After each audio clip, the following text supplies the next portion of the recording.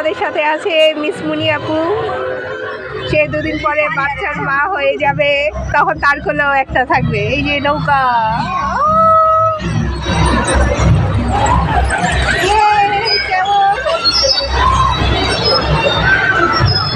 উপরে থেকে কত সুন্দর ভিউ দেখা যাচ্ছে।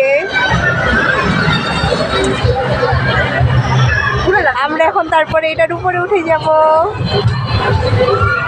কেমন রাত্রেবেলা লাইটিং জ্বালাইলে আরো সুন্দর লাগবে। হ্যাঁ, ওই যে নৌকা।